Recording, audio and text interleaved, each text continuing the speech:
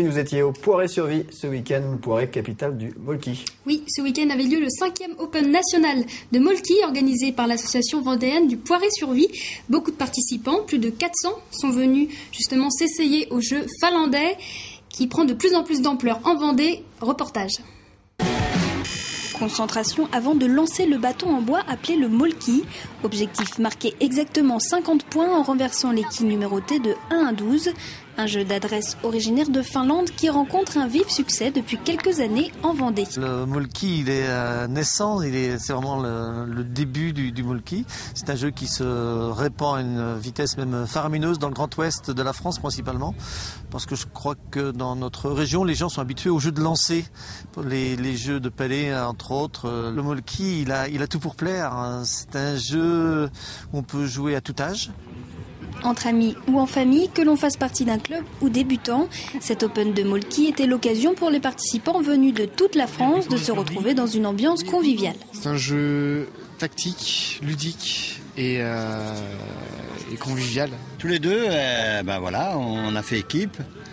Et puis on espérait beaucoup, mais on a manqué d'entraînement, je pense, un peu. Et là, ça va mal. Mais on va se récupérer. On est du Poiré, donc on est venu comme ça, entre frères, pour participer au jeu.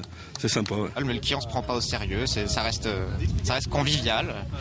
Et on apporte du bonheur aux gens ainsi. On joue que l'été pour s'amuser entre copains. Puis comme ça se passe au Poiré et puis qu'on est habitant du Poiré-sur-Vie, on joue au Molki pour s'amuser surtout. J'habite à Toulouse. Donc avec des amis, nous sommes venus participer à l'Open de France de Molki pour la seconde fois. Et donc on n'a pas peur pour faire quelques kilomètres pour faire ce magnifique sport qu'est le Molki. C'est le seul Open de France, alors comme on est loin dans le sud, on n'a pas de compétition, on n'a pas d'association, donc nous on vient jouer jusqu'ici. Et dans le Molki, chacun a sa chance, les gagnants peuvent changer d'une année sur l'autre. La preuve, les champions du monde 2012 de la discipline étaient aussi de la partie dimanche lors de la consolante. J'ai été champion du monde en 2012. Donc l'année dernière, je suis retourné cet été en Finlande défendre le titre, on l'a perdu. Je me suis consolé avec le titre des nations qu'on a gagné de nouveau. Donc là on était quand même bien fiers. Et puis vous voyez, on peut être champion du monde une année et puis l'année suivante on se fait sortir au premier tour. Et le jeu finlandais n'a pas fini de faire parler de lui. Il compte désormais une trentaine de clubs en France.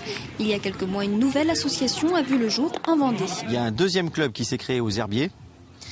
Et j'ai entendu dire qu'un club allait se créer à Givran.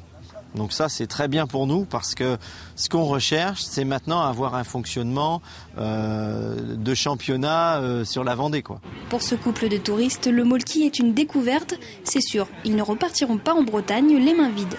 Ça nous a plu. Du coup, on ramène un jeu avec nous en Bretagne pour jouer avec les petits-enfants et les enfants. Le tournoi aura réuni plus de 400 participants durant 2 jours. Le Molki semble s'être bien installé dans le paysage vendéen.